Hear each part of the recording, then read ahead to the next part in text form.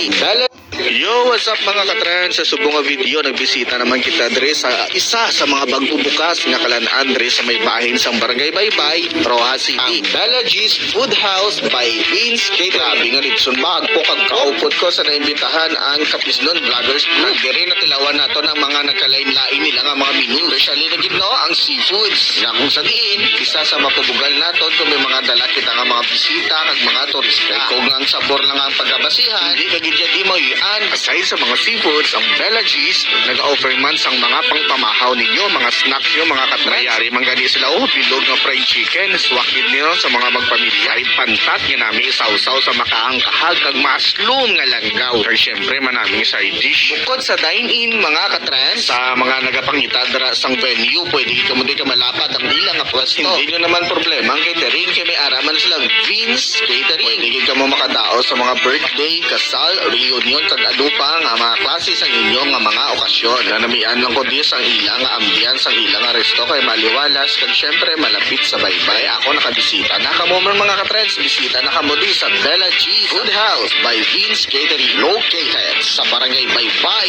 Rojas City. Sa unahan lang sa People's Park mga katrends. Mga katrends.